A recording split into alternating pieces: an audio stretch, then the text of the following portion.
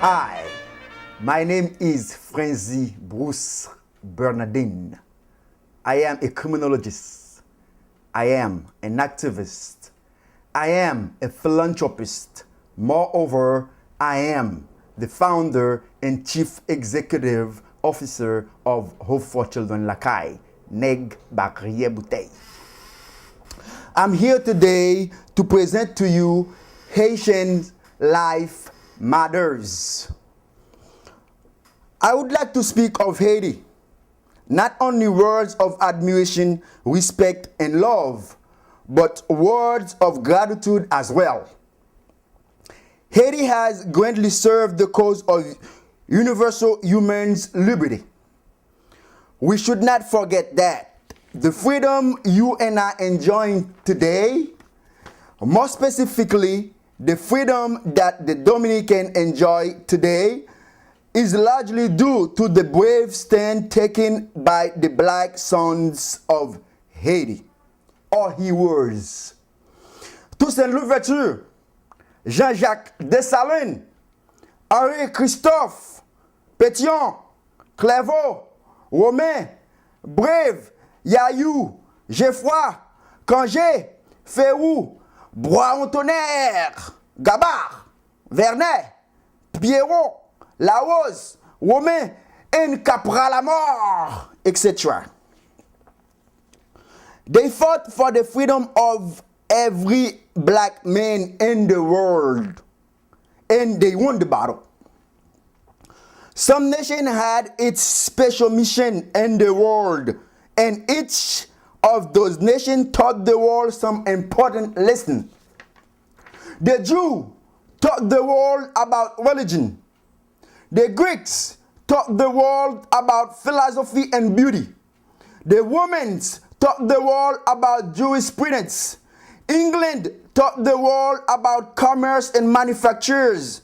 German taught the world about racism. The American taught the world about government by the people, of the people, and for the people. In addition, Haiti has had her mission in the world, and a mission which the world had much need to learn. Haiti has taught the world about the danger of slavery and the value of liberty. Haitians' lives matter. That is the reason why Daddy Joseph, the president of Haitian Lawyers Association, the people's lawyer, also known as Avocat Peuple. Haitians' life matter. That is the reason why Marlene Bastien, the founder and executive director of FARM, Human Rights Defender, also known as Maîtresse Laria. Haitians' life matter. That is the reason why Daphne Kimbo, the Florida House of Representatives, the voice of the voiceless, also known as Deputy Peuple. Haitians' life matter. That is the reason why we have been the vocal on many human rights issues against Haitians, within the most recent case of the Dominican government heartlessly deporting Dominican of Haitian descent. We organized many protests and built a listening audience on TV, radio, and on the internet. We are on the street very often demanding justice for every Dominicans of Haitian descent. Haitians' life matter. All right. How you all doing? Come on, yay! Do you all know why we are here? Yes. We are here to denounce the racist laws enacted by the Constitutional Court of the Dominican Republic, stripping citizenship from black Dominicans born in the Dominican Republic, going as far back as 1929. Is this the right thing to do? No! Is this the right thing to do? No! Because of these illegal, xenophobic, and racist laws, many black Dominicans have lost their lives. Their belongings, their livelihood have been dilapidated. One black Dominican was lynched in a public square in the Dominican Republic. Is this the right thing to do? No! Is this the right thing to do? No! The Dominican government claims that it is not conducting mass deportations to Haiti. However, they have created a climate of xenophobia and racism, and black Dominicans and Haitian workers and immigrant workers have been chased out of their homes. Their savings stolen, and many have been killed. Is this the right thing to do? No! We are here and we have several demands. The first demand is for the Dominican Republic and the Constitutional Court of the Dominican Republic to rescind their racist laws. Say, rescind your racist laws. Retirer loi raciste à la République dominicaine. We are here for the Dominican Republic to stop the mass deportations of black Dominicans and Haitian workers. Tell the Dominican Republic, suspend déporter moun en masse. Répétez. And then we are here to ask the Haitian government to take its responsibilities to respect the rights of black Dominicans and Haitian workers in the Dominican Republic. Tell the Haitian government, take your responsibility now. Take your responsibility now! And then finally, we want those in the Dominican Republic who are conducting acts of terrorism, racist acts against black Dominicans, against Haitian workers, to be prosecuted by the court of the Dominican Republic. Say, prosecute the terrorists, prosecute the terrorists.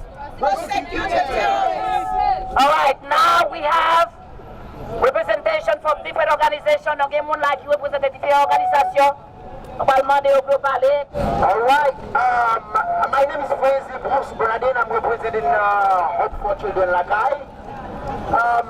We cannot just stay and watch what's going on in Dominican Republic. You know, we know that it's really tough for our brothers and sisters. We have to stand up for our right. We're here for one reason: to unite, to fight against what the Dominican Republic is doing to our brothers and sisters. We said no to racism. We cannot take it anymore. We can't take that anymore. This gotta stop now. Stop it now. All right. We can't take it anymore. All right. United will never be defeated. Okay. United will never be defeated. United. The people united will never be defeated. The people united will never be defeated. All right. Situation, if they're born in the Dominican Republic, regardless of who your parents are, regardless of how they got there, they're Dominican. Yes. They're Dominican. And that's just it. Everything else is a farce. Everything else is just a trick to make you distracted from the real issue, and that real issue is racism. Let's call it what it is. It's racism, right? And racism is not okay.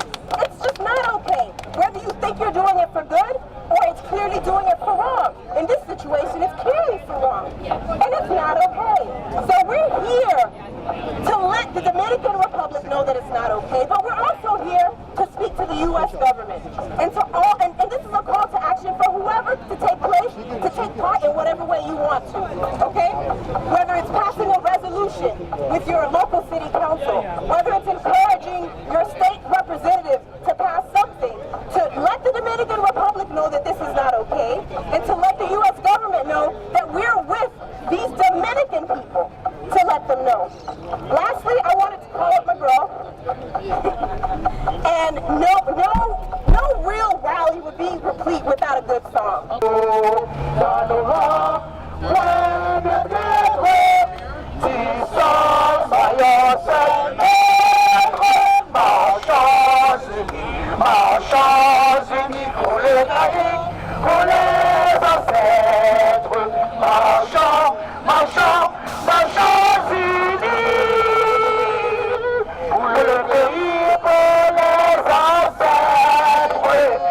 United we stand. Haïti à tout danser, réveiller ensemble, passer ensemble. Notre nom, bâtir, pays, et nous, c'est notre seul but.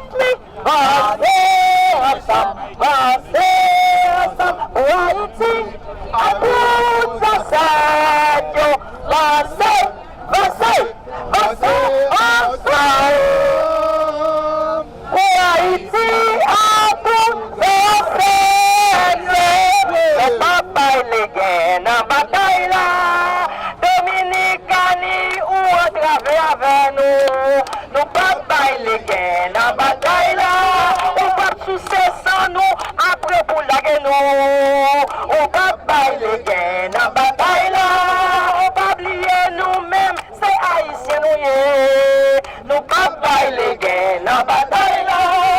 Dominicani ou traver avec nous. Nous pas bailler gain la bataille là. On fin c'est soit nous, on fin prend courage nous. On dit nous lâcher moyen nous.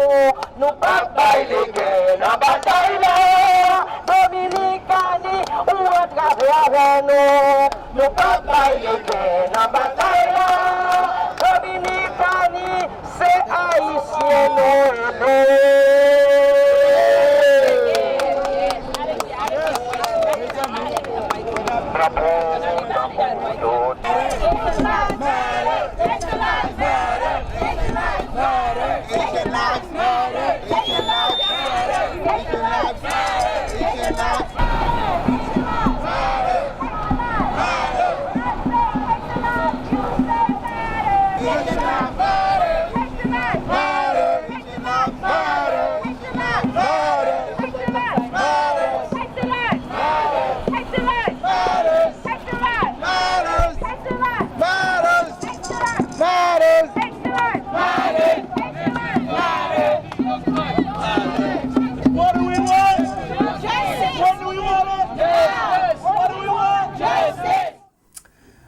Today we have our special guest, Madame Marlène Bastien.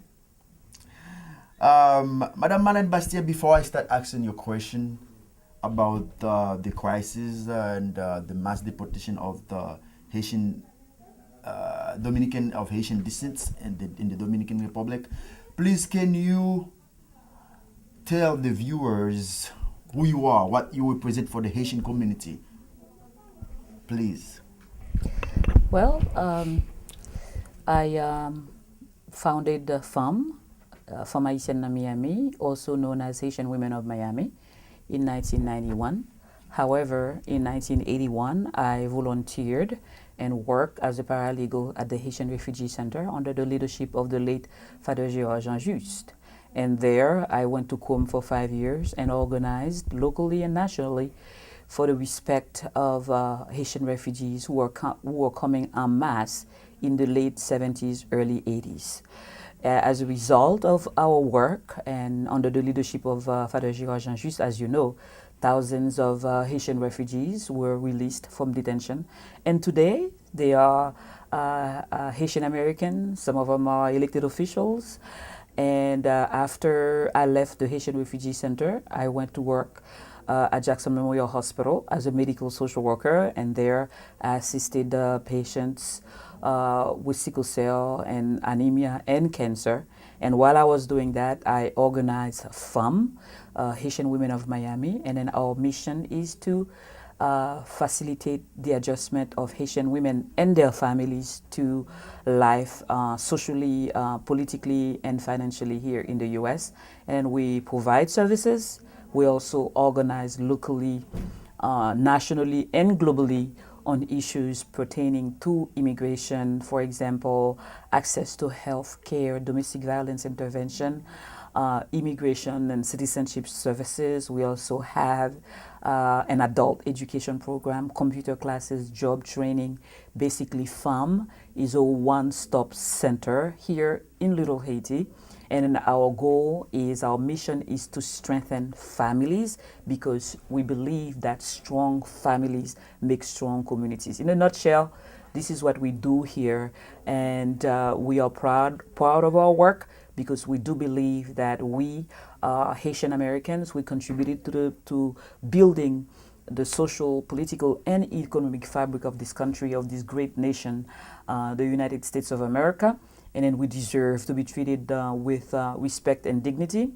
And then that's our mission. Our goal is not only to provide quality and life-saving services to our clients, but our goal is also to give them a voice, to give them tools so that they can stand up and advocate on their own behalf, because we believe that no one can advocate better if the people who are directly impacted by the different issues that I referred to. Yes, Madame Marlène Bastien.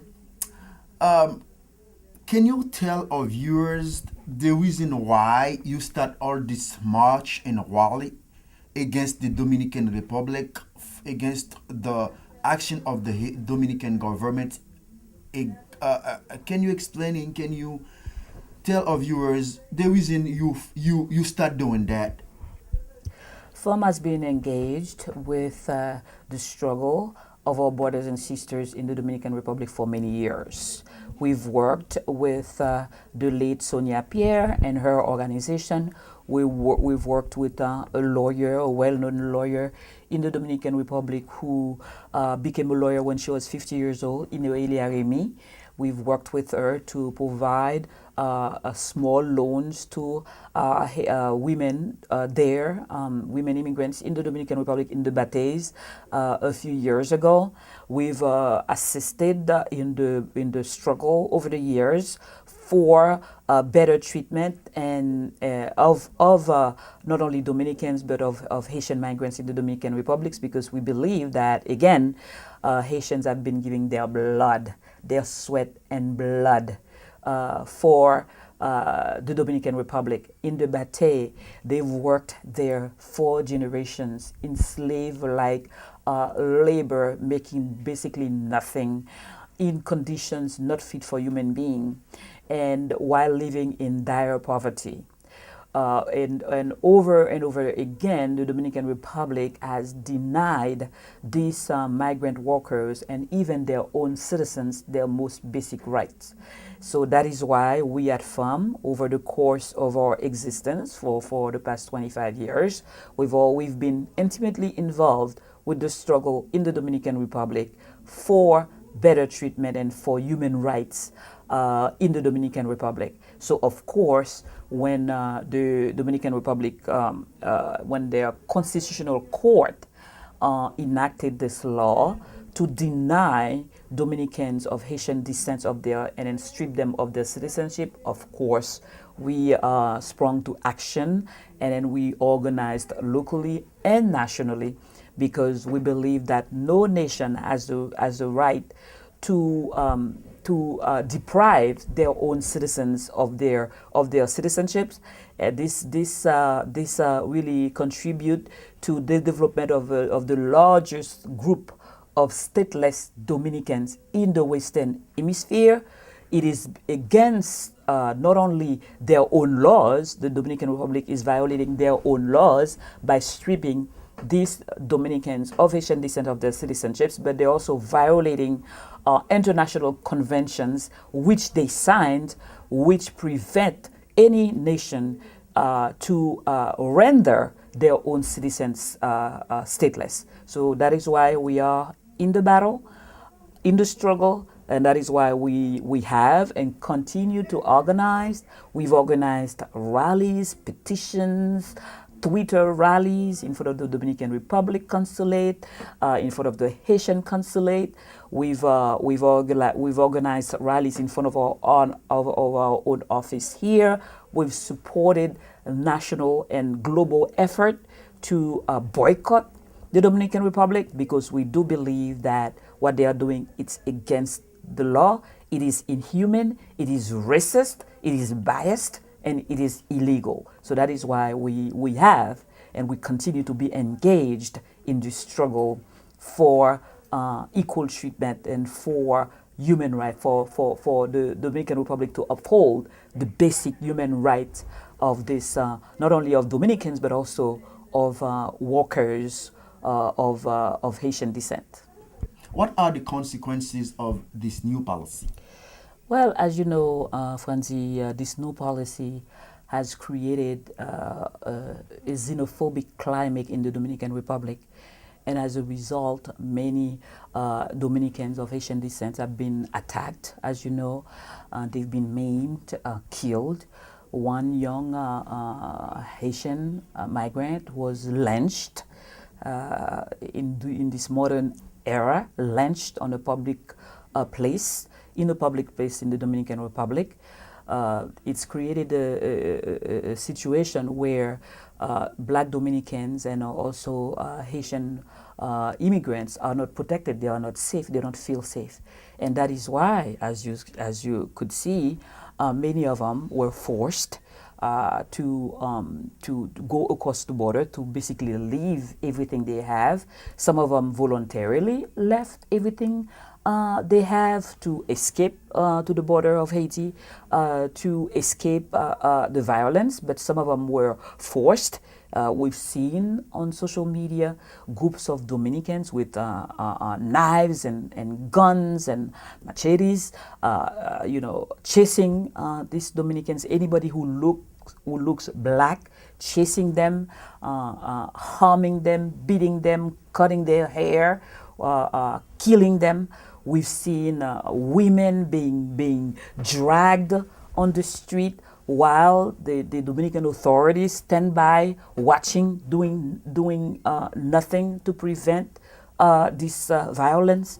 And then this has created a very large groups of deportees at the borders of Haiti. It is estimated that now there are over 65,000 people living in very poor conditions at the border in makeshift tents. And then we saw some of the tents, and then we saw that the state of Haiti has not been able to create a structure to really assist these people.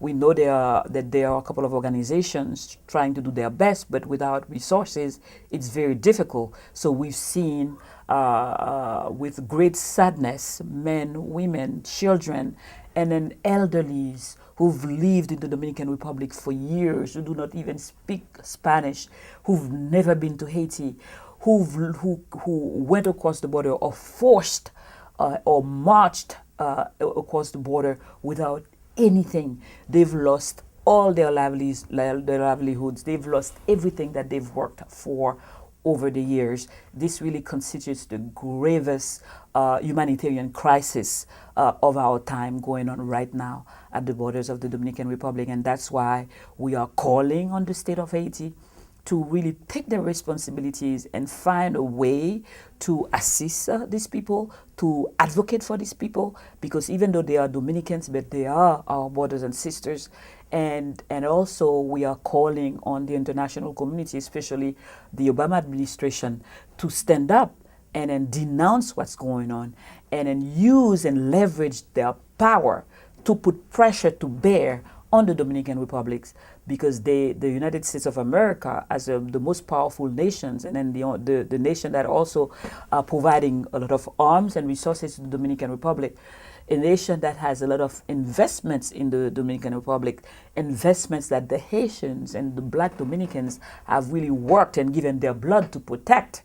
Because when you look at the infrastructure of the Dominican Republic, everywhere you look, in restaurants, hotel, in the construction business, black Dominicans and Haitian migrants are the ones really building and working, sometimes for very, very, very, very poor salaries. So I believe that the United States of America has a role to play. They can leverage their resources, they can leverage their power, and then they are obligated to do it and to put pressure to bear on the Dominican Republic to do the right thing and afford black Dominicans and also Haitian migrants the basic rights of due process, and then to respect their rights, their most basic rights.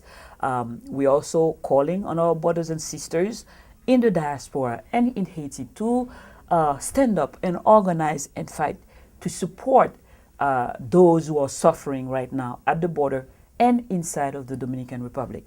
Because if we do not do it, if we do not raise our collective voices to denounce what's going on, and also to pressure those who claim to be our friends, those who claim to be the champion of human rights, those who claim to respect human rights, we need to also put pressure on them, no matter where we are in the global diaspora, so that we can show the Dominican Republic that they cannot in this day and age deny and strip their own people, Dominicans, black Dominicans, of their citizenships, and not suffer the consequences. We understand and we believe, and then they've said it over and over. No amount of demonstrations will, no human rights organizations will force them to do what they're supposed to do. So I believe that we should speak the only language that they understand, which is the language of the boycott. We need to boycott their tourism. We need to call on professional organizations to cancel their meetings in the Dominican Republic. We need to stand up and then put pressure to bear so that the Dominican Republic understands that they cannot do this and then get away with it. We cannot let them get away with it. We need to stand up and continue to organize locally and globally to pressure them to do the right thing. Oh, Madam Marlene Bastien, thank you so much. But there's one more question I have for you. What do you think about, what is the impact the Black Lives Matter movement has on what you're doing as the leader of every march and rally that we have in Miami? What do you think the Black Lives Matter movement, what is the impact? We adopted the Black Lives Matter movement and then campaign because we believe that the struggle is one. No matter where we are, the struggle is one. It is about respecting and understanding that Black Dominicans, even though they are Black, they have rights and they are deserving of rights. The Black Lives Matter campaign basically is simple, that Blacks are human beings like any other human being, and then Blacks are deserving of rights. Even though we are fighting against what's going on in the Dominican Republic, but we also understand and we believe that the fight is global. It's the fight of all disenfranchised people around the world, Black and brown. Their lives matter, their lives are important, and then no government should feel that they can dispose of these people no matter how, whatever way they wish, without repercussions. That's why we adopted the campaign. We believe that it is a campaign that is not only local, but it is global, and then the fight for the enfranchisement of Black people is global. Thus, Black Lives Matter. Wow. All Black Lives Matter. That's very important, that Madame Marlene Bastien. I think, what do you think? Let me hear from you. What do you think the solutions should be? What can we should do as in the Haitian community and as a Haitian American, and what the Haitian government should do in order to have a solution on this for that not happening again? Yeah. First of all, I'm not going to talk about the Haitian government. I'm going to talk about the state of Haiti, because this situation in the Dominican Republic is very old. For generations now, Haitians have been crossing the border to the Dominican Republic to cut, sugar canes, right? Living in squalor. They are treated like modern slaves. They've been treated like modern slaves in the Dominican Republic. Why do they go to the Dominican Republic? I saw a young woman recently who was forced to the border, and then she sent a message to every Haitian and Haitian Americans in Haiti and in the global diaspora. She said very simply, the best way she could, why am I going to the Dominican Republic? I'm going to the Dominican Republic to look for work. To look for work. Why can't you guys create jobs for us so that we can stay in our country to work? So we would not be going to the Dominican Republic, to Nassau, Bahamas, and other places, and be disrespected and be maimed and harmed and killed. So I think the state of Haiti could make a decision or develop a plan, a strategic plan, for example, to build Haiti's infrastructure. Haiti's infrastructure is still needs to be built. Why are our people, our brothers and sisters, forced to go to other places, to Nassau, Bahamas, to the Dominican Republic, to Turks and Caicos, to the United States of America, to work and build this country's infrastructure. And wherever they are, wherever they go, they are successful. The Haitian people is Haiti's best assets. Why not using these assets to help build Haiti's infrastructure, build roads, build hotels, schools, hospitals? Why doesn't the Haitian bourgeoisie, instead of hiding its resources, its millions of dollars in the Dominican Republic, in Swiss banks, and every other places except Haiti, why don't they sit down and work with the state to develop a strategy to build Haiti's infrastructure? Haiti is a beautiful country. Haiti is the most beautiful country in the Caribbean. Haiti has no comparison. It's still the pearl of the Antilles. All we need are leaders who understand that Haiti is a poor, like people love to say. Haiti is not a poor country. Haiti is a poorly managed country. Haiti is a poorly managed island with poor leaders, with a lot of corruption, a country with a lot of corruption, where you have less than 1% of the population controlling most of the resources, leaving the majority of our brothers and sisters in dire poverty. That's the problem. So what the state of Haiti should do, and then can do, and then that's the only way Haiti will be changed, Haiti will be placed on the road to development, is for the state to sit down with and say the state means the government, the institutions, the people in the country. It's not only the government, but everybody in the country to sit down and develop a national plan of development for the country. And then so that those who are forced to go across the borders, across the ocean to work and give their blood for other nations can use their skills and all their resources to build Haiti's infrastructure. And then, Francie, I guarantee you, when we do that, if we do that, when we do that, no country in the Caribbean will be able to compete with us. Wow. Because Haiti is a beautiful land, and Haiti has the most courageous and proud and resourceful people and entrepreneurial people that I know. We can do it. All we need is leadership, and we also need leaders with a vision. Leaders who understand that changing Haiti doesn't depend on other nations and other people. Changing Haiti is up to us. It is our responsibility. We can do it.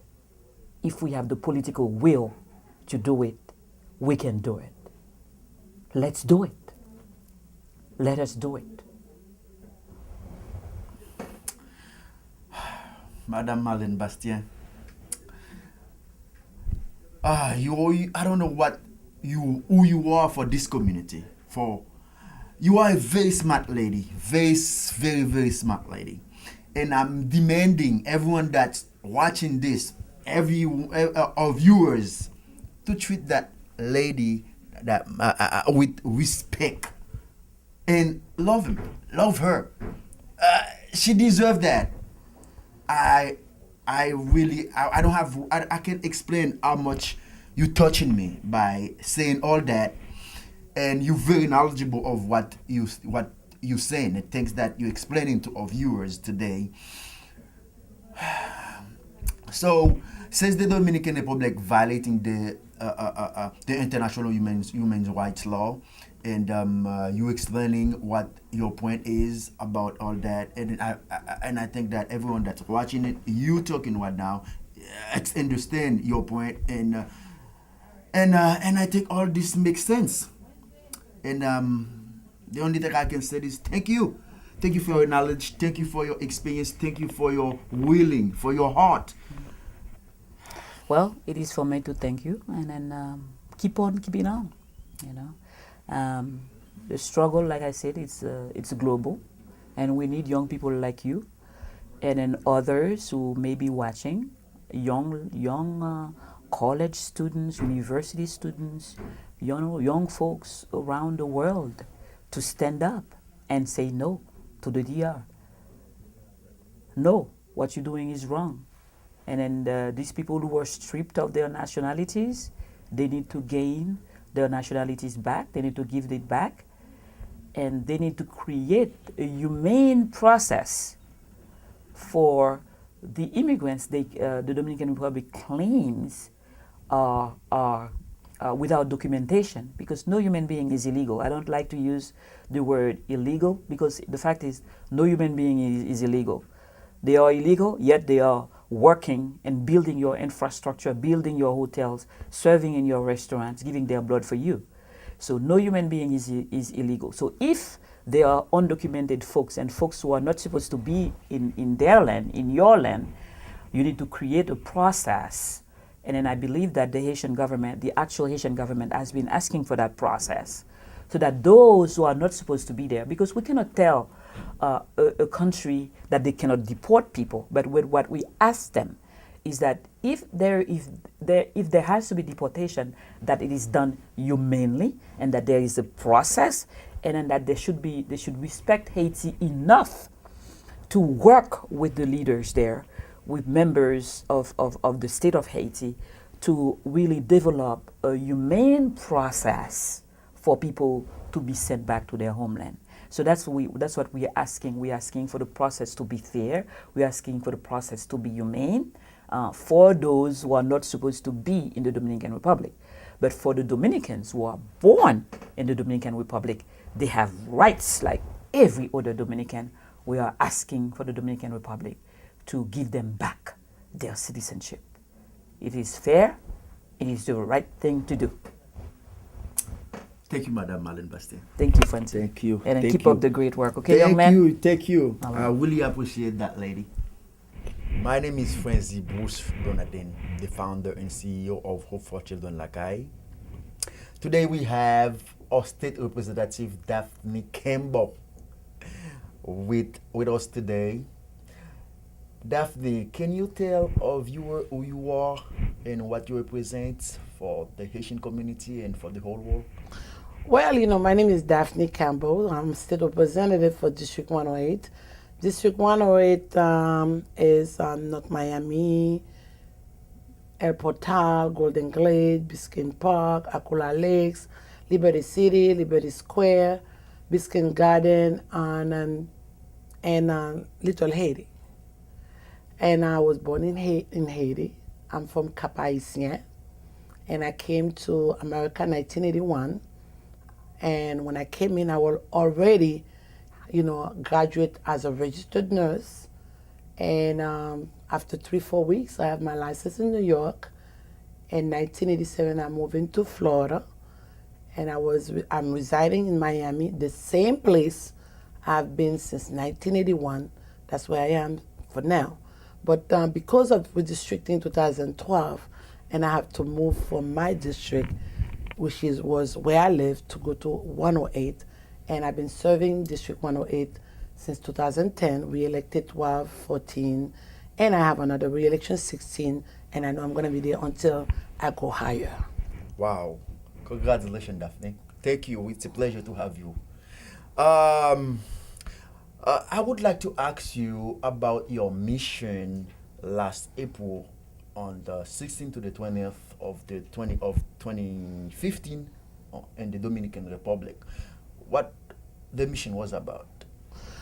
Well, last March, while I was in session, I have a group from New York and New Jersey who reached out to me because they find out the success I had when I helped the Bahamian who was doing the same situation, handcuff 4-year-old, 7 years old, and separate, mother and father from their children, put them in jail, deporting them because they claimed they were born from either mother or father are Haitians. And I fought that hard, and I was a winner. As a matter of fact, they have a guy who was arrested, and I asked them to released that man. Less than 6 days, he was released. And I am not representing Bahamas, but I was the voice for the voiceless for the Haitian in the Bahamas. And it was a big, big win for me to voice for them. And that guy was very grateful.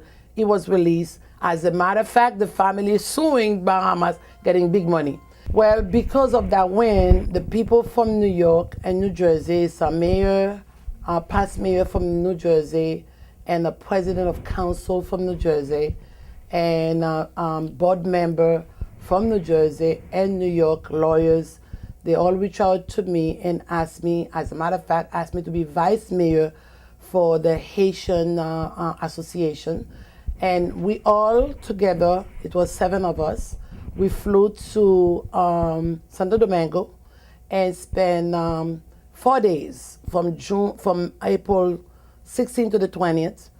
When the first day we went to the embassy, we met with Ambassador Andrews. I forgot, the real name for him. We met with him, and we toured the embassy, and we sat with their staff and himself, and he explained us the whole situation about the Constitution Law 168-13 and the Immigration Package Law 169-14. And he gave us all the explanation. It's not the Santo Domingo, it's not them who's at fault. It's the Haitian government who not anticipating to get the people the proper paperwork, birth certificate, things that they're missing. He put all the fault on the Haitian government. After we finished with the guy, we find out, truly, his name is Andrew Booster. We find out the ambassador wasn't, talking the true things. So we left. We went and visit Abate. That's where they have all the people who were born since 1929.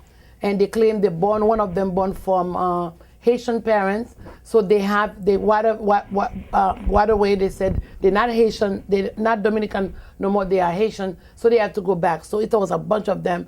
It was a heartbroken thing. We see families separated. A lady told me she been here since 1929, and she works a lot for Dominican Republic. She has her own home, she has a business, and now she's at Abate. The place was deplorable. It was heartbroken thing.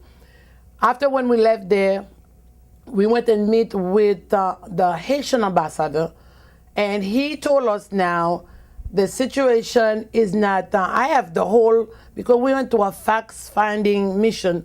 He told us the situation is Haitian people at fault.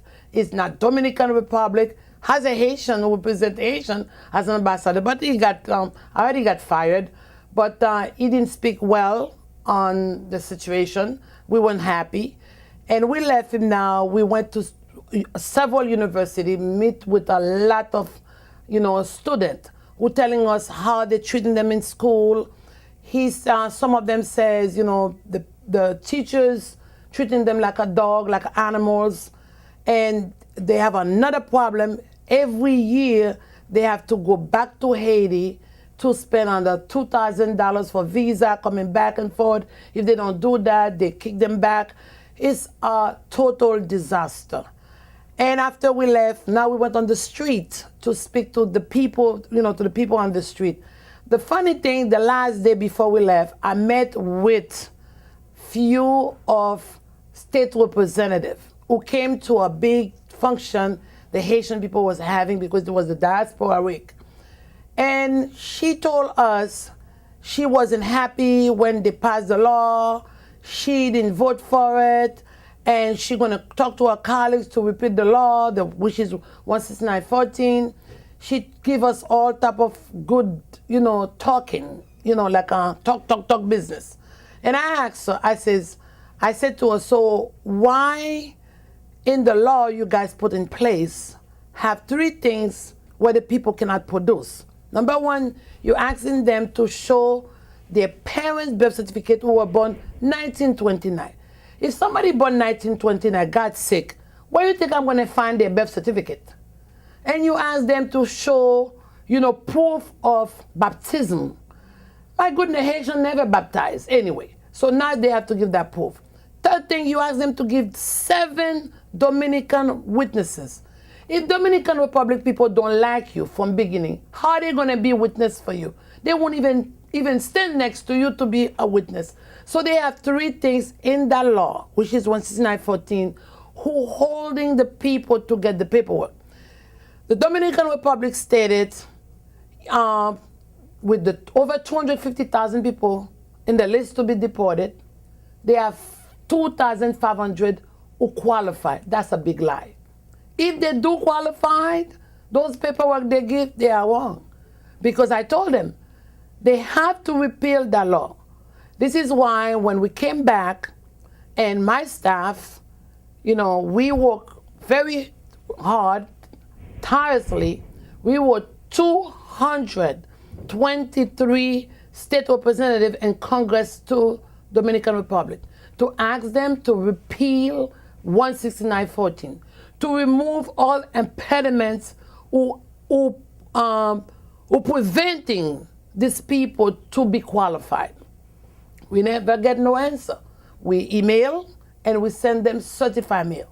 We wrote letter to the president of Dominican Republic, no answer. We did several rallies, no answer. We did several protests, and even just the other day, we had a protest 4 places to boycott Dominican Republic. I have a big problem with the situation. The situation right now, I could say clearly, the problem we're having is our president and the U.S. president situation. That's the problem I'm having.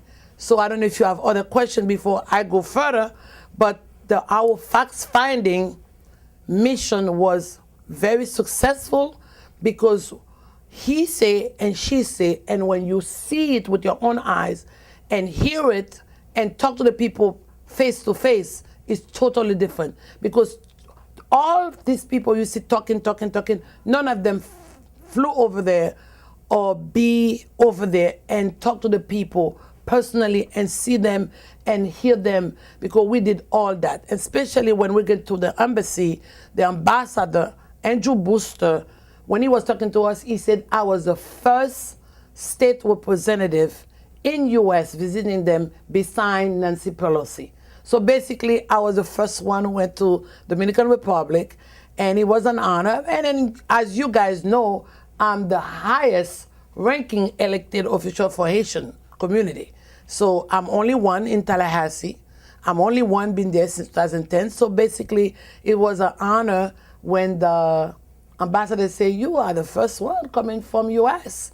So if we didn't go truly in their own land and analyze as a registered nurse, I went and do an assessment.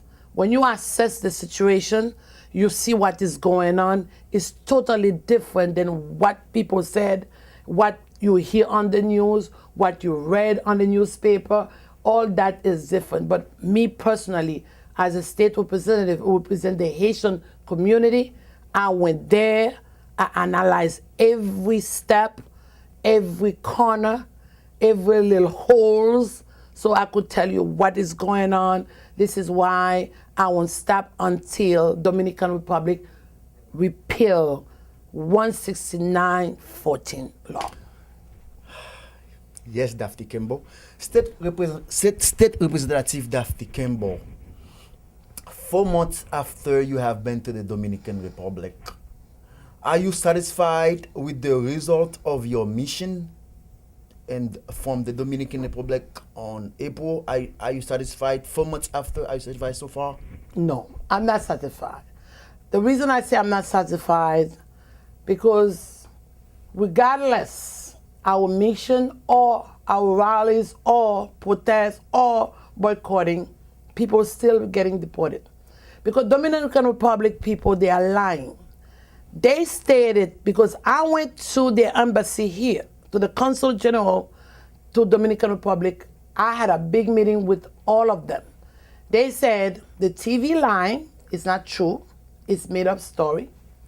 The newspaper line is not true. They said everybody is voluntary, went to Haiti on their own. How in the world someone would have their own homes, they have kids going to school, they're working there, and they get up and take their stuff? And it's not true. If you look at it, they're beating up these people, they're killing them, some of them hanging, they're doing all type of things. They go to their home, ransack the home, take their stuff, put them on the street, and deported them.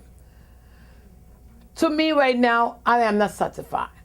I was talking to my group, the same group I'm working with, the Neon, as a vice chair for Neon, and Neon Group in New Jersey and New York. The next step, we want to go to Dominican Republic back while the lawmaker having session. The whole situation right now is not, the president of Dominican Republic cannot repeal law. President Obama cannot say anything about Constitution. Once a Supreme Court give a final order and say, this is what I want to do, nobody could touch that. So basically right now, and I said it before and I'm saying it again and again, the whole situation, the law 169-14 need to repeal or amend it, which is remove all impediments, remove things people cannot produce, remove certain things in that law who really cannot make the people qualified. And once they do that, the people will stay. Or our government, our president, which is President Matterly, could say enough is enough. I'm not accepting these people. I don't want them to Haiti. They weren't born in Haiti. They didn't grow up in Haiti. They didn't sleep in Haiti. They didn't eat there. They didn't go to school there. Where they stayed, where they grew up, eat, drink, and do everything, let them stay. Or close the border. Or do something, said, I'm going to do a drastic movement, cut all ties, all import and export, all, economy development. But at the same token, we don't want to hurt our people. We have to put that very clear. We don't want to hurt our Haitian people. We don't want to put them in a more disaster they are right now. We don't want to make them, poorer than are they poor right now. It's no food, no jobs. Economy development in Haiti is horrible. So with all that in place, you don't want to hurt the people what they're hurting now. Right now, the Haitian people is in the biggest disaster. But I still could say yes, President Obama, who is a president of the United States, who is 3/4 of Haitian people, voted for him for his success. He could say enough is enough too, and say the same way I helped China, I helped Cuba. Now he's putting Cuba in a big, a spot where Cuba never been. So he could say, okay, let me do something for Haitian. All the help I've been giving Dominican Republic, I'm going to switch those help and send them to Haiti instead. Let me send more economy development, more job creation, more, human resources. Do something. But because when you look at it, you take 250,000 people, exported them to Haiti, to a place they never lived there. They don't speak Creole. They don't have no family. They don't have no job. They don't have no house. What do you think happened? It's like you just have a big hole and put them like you buried them. That's what it is.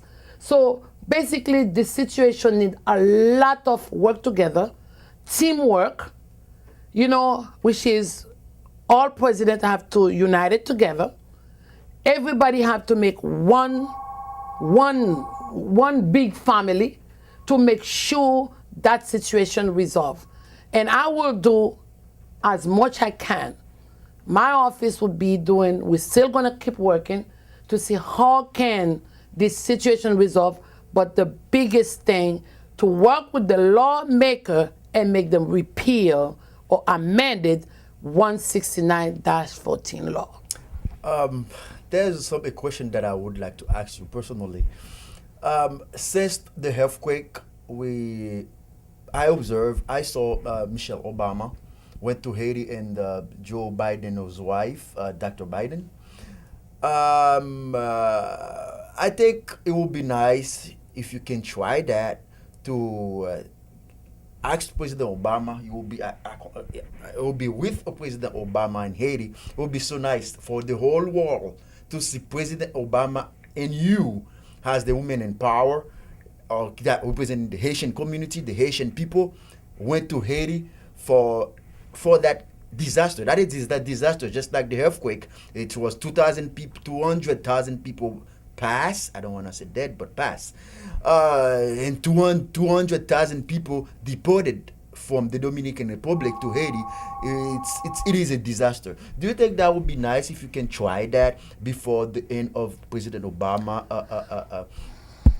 his time onto the White House? This is a fantastic question. Let me respond it to you. Since I've been elected 2010, my office wrote President Obama the first letter we wrote him. We asked him to give all Haitian green card. He responded back with his own signature and says, it's too many Haitian lives here to give them green card, but he will have them. And he did. At the first time in his own constitution, H2B, H2B, H2A, H2B visa. The H2A, H2B visa have different country, but Haitian people never been there. But Haiti was added because of the letter I asked him to give everybody green card. That was a big win for me. The second thing, I wrote him again, because in his administration I had a lot of deportation. We asked him to put a halt in deportation. He wrote us back. I got all the letters here, where he said the people who got deported is people who have a lot of crime, repeated crime, like a murderer. You know, people who do extensive crime, that's them who've been deported. But he did put a halt in deportation. We wrote him again and asked him to give Haitian people TPS. And he wrote us back. Haitian people did have TPS. We wrote him back again, and I have everything exposed what I do. The letter I sent and his response. I wrote him back again, and I asked him to give the Haitian people Haitian Family Reunification Program. I'm coming to your questions. And I filed that bill in Tallahassee 2012. It failed. I filed it again 2013. It passes House and Senate and the two chambers. And I sent him a copy of our bill from Tallahassee and asked him to do an executive order, and it's in my bill. Truly last year, October, he did an executive order where he asks now the Haitian Family Reunification Program be in his constitution. And started this year, they agree for 5,000 people to come once a year, and we're still fighting for more. A lot of people say, what is the Haitian Family Reunification Program? What it is, if a loved one, you apply for your loved one, and their visa approved. Before my bill, before President Obama executive order, some people stayed 13, 14 years in Haiti. Some of them died. Let me give you an example. My mother. I applied for my mother, and I received her green card 3 years, and she dead since 1996, and I got it 1999. After she died, she was approved, but she cannot come because she has to wait for the green card number. So we have a lot of Haitian in the list, over 100,000 Haitian who are visa approved, but they cannot come to their loved one because they have to wait for the green card number. The Cuban people does it 2005. It was executive order from the president for them. And once they go for an interview and they say your visa approved, they give them 2 letters. the letter for the approval of their visa, a letter say, oh, you could come to America to reunite it with your family. So the next day, the Cuban people already here with their family. But the Haitian, dying, nothing happened. But by the grace of God, I always put God's grace first. By the grace of God, because I have a very fantastic staff, excellent staff, who work tirelessly every single day here, 9 to 5, Monday to Friday. So I didn't say myself, able to let Asian Family Reunification Program passes in Tallahassee, send it to President Obama.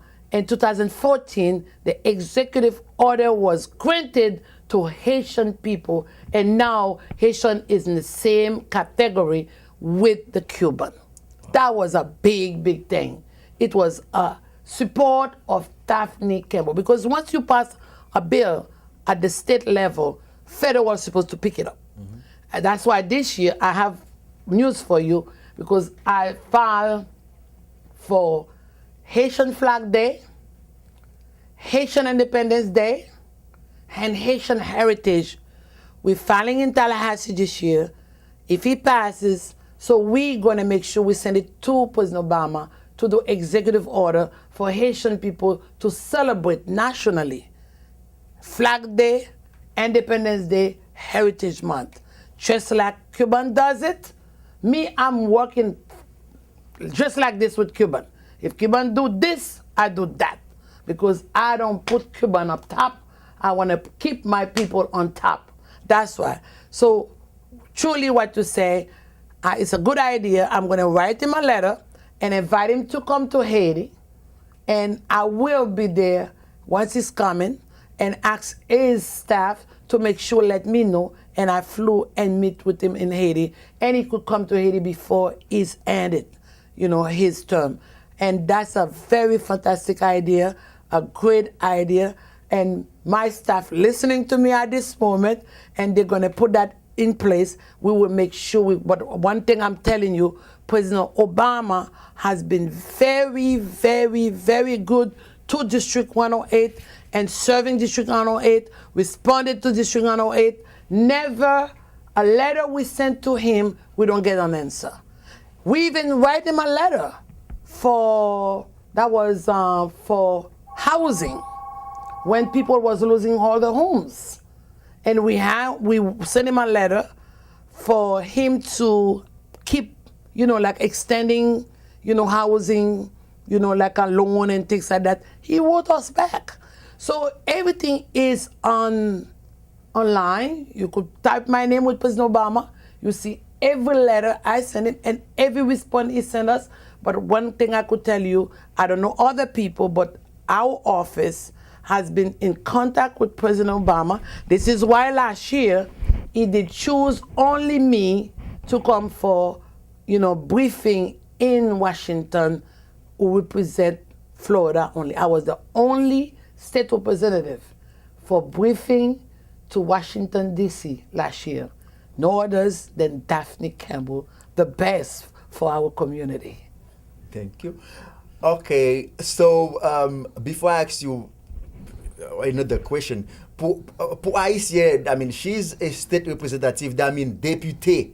Pour Haïtien, nous ça député. C'est lui-même nous gagne Tallahassee. She's the most powerful woman that we have in Tallahassee as Haitian that represent our community. Anything that we have to say to the White House, gotta go through her. So definitely, Daphne, can you tell our viewers, especially the Haitian community and the Haitian people, how many country you wrote or you write a letter to about the issue about the Dominican Republic that violate the international human rights law? Can you tell our viewer how many country or how many people in power that you write a letter to, so that people can understand what you're doing? Well, the people in my office, sent a letter to regarding the situation for Dominican Republics, Haitian Dominican descent. It's UNESCO, the Pope, the same Pope you see who went to Obama, I think yesterday or the day before, Amnesty International headquarters International Human Rights Commission, Organization for Migration, Organization of American States, which is OAS, President Barack Obama, Queen Elizabeth II, the U.S. Department of Secretary of State, which is John Kerry, United Nations High Commissioner for Refugees, Minister des Affaires étrangères and the Cult, and we send it to every CARICOM, all the ministers of the affair who belong to CARICOM. Because the reason we do that, because I believe I heard every year CARICOM, they have like a seminar, one day big function, different country, and next year should be Dominican Republic. So we send a letter to let them know to stop that and do not go to Dominican Republic to have no, seminar or nothing at all, no conference, because Dominican Republic at this moment don't deserve no good treatment because of what they're doing to Haitian descent or Dominican Haitian descent. So I'm not pleased, and I'm not gonna stop writing these people. As a matter of fact, the Pope, before he left to Cuba this week, I reached out to the office of Winsky. I think he's one of the archduchs. I reached out to him. They have an office in Miami Shores. And we're supposed to have a meeting with them, and they're going to try for me to meet with the Pope when he comes back. I heard he passing by in Miami, if it's true, to discuss the human rights, international human rights issue to Haitian Dominican descent. Once you're talking about human rights issue, it's global. It's everybody's business. It doesn't say State Representative Campbell issue or so and so issue. It's every elected official issues, every human rights issues, every organization who really understand what is human rights issues, everyone in general, especially Haitian community, because this is an injustice, this is unfair, this is a very sad issue, it's very heartbroken issues, and this is why I don't understand why truly President Martelly haven't said a word about this. He haven't even comes out publicly and said he is behind this. He is behind the Haitian community who voted for him. A lot of them people who respect him as a president of the Haitian people of Haiti, who with his family who have big houses in Santo Domingo, where that's where they have their vacation, everything, where they could even say, okay, I'm gonna put my house for sale. I'm not going back to Dominican Republic. I am not going over there to visit anymore. I am not gonna do import-export no more. I am not gonna give you no support, no aid, nothing. All military, everything. Let's stop it. Economy development, let me cut it off. No, I haven't seen that. I haven't heard anything about our own president, President Obama. Same thing. His regime or his administration, let me say administration as well, haven't said anything. And he does have people representing Haitian people in his administration. Nothing I said. You have Congress people where we think, we supported them for their own election, voted for them, they all silent. So it's so many people silent with a big lock in their mouth. This is why Dominican Republic get away with what they're doing. Like I said before, and I'm repeating it again, our office, District 108, State Representative Campbell, the voice for the voiceless, the one who understands what is international human rights, the one who don't lack injustice, the one who zero tolerance when people try to take advantage of poor people, the one who work for only poor family, for our people who suffering, won't stop and gonna continue fighting until Dominican Republic amend or repeal that law, bring everybody who been returned back, leave everyone who haven't even been deported, and stop that mass deportation, stop that nonsense, stop that injustice, stop that discrimination, stop that racism, stop that xenophobia, stop, stop, stop. That's exactly what District 108 gonna continue fighting for. Daphne, I believe that we can have a result or solution of this issue if and only if the Obama administration and the Haitian government reach out to you on this issue. I think they haven't do that yet. And you working on this issue with all your heart. And the only person that can get this result that the Haitian people or the whole world, people that understand what it means to be discriminated, to be treating as trash, as human. As a dog. I don't want to say dog because I see dog here around here. They live better than human and some human. They are more right to than human. You didn't know that? They are more right. No, you didn't know that? So I think that the Obama administration and the Haitian government, if they want a real result of this issue, they should reach out to you because you working on that with all your heart with no interest. But the only interest I believe that you want or you for is the justice of the poor people. Perfect. The justice of the... You say the right word. The justice of the people. It is not fair for anyone to treat people unfairly. They are human beings. And I see in America, the animals have more right than human beings. If you kill an animal, believe me, they treat you worse than somebody who kill a human beings. So basically, injustice is really never.